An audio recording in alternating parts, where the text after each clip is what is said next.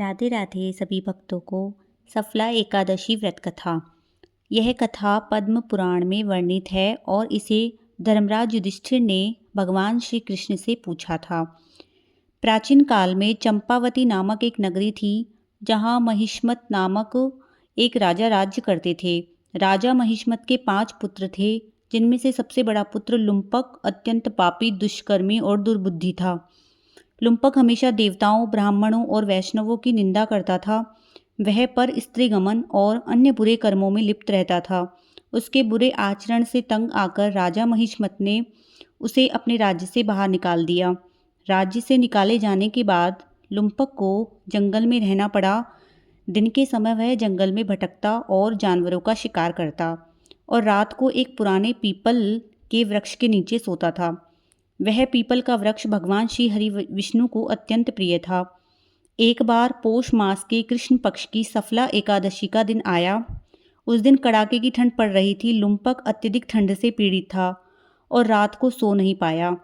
ठंड के कारण वह पूरी रात कांपता रहा। सर्दी के कारण वह बीमार हो गया और उसने शिकार भी नहीं किया। सूर्यास्त होते ही वह पीपल वृक्ष के नीचे आ गया। पीपल के वृक्ष के नीचे बैठे बैठे ही उसने अनजाने में भगवान विष्णु का स्मरण करते हुए उस रात को जागकर बिताया। अनजाने में हुए व्रत कठोर ठंड के कारण लुम्पक की आंखें बंद नहीं हो पाई और वह अनजाने में ही पूरी रात जागता रहा। ठंड से व्याकुल लुम्पक ने अनजाने में पीपल के कुछ फल तोड़कर उसी वृक्ष की जड़ के पास रख दिए और बोला, हे प्रभु, इन फलों से आप प्रसन्न हो। इस प्रकार अनजाने में ही लुम्पक ने सफला एकादशी का उपवास किया और रात को जागरण भी कर लिया।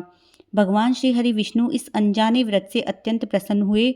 सूर्य उदय होने पर आकाशवाणी हुई, हे लुम्पक, सफला एकादशी के प्रभाव से तेरे समस्त पाप नष्ट हो गए हैं। अब तू फिर से अपने राज्य में लौट जा और निष्पाप होकर राजभोग कर। लुम्पक यह आकाशवाणी सुनकर बहुत प्रसन्न हुआ। आकाशवाणी के बाद एक सुंदर दिव्य घोड़ा, सुंदर वस्त्र और आभूषण लेकर लुम्पक के सामने उपस्थित हुआ। लुम्पक ने दिव्य वस्त्र पहनकर घोड़े पर सवार होकर राजा महिष्मत के पास गया। राजा ने लुम्पक को देखकर अपना सारा राज्य उसे सौंप दिया और लुम्पक विधि पूर्वक राज्य करने लगा। वह भगवान श्री हरि विष्णु का परम भक्त बन गया और सभी बुरे कर्मों को त्याग दिया। जीवन के अंत में वह राज्य का भार अपने पुत्र को सौंपकर विष्णु लोक को प्राप्त हुआ। कथा के अंत में भगवान श्री कृष्ण ने कहा कि जो मनुष्य इस सफला एकादशी का व्रत करता है, उसे सभी प्रकार के पापों से मुक्ति मिलती है और अंत में वह मोक्ष को प्राप्त होता है। राधे राधे।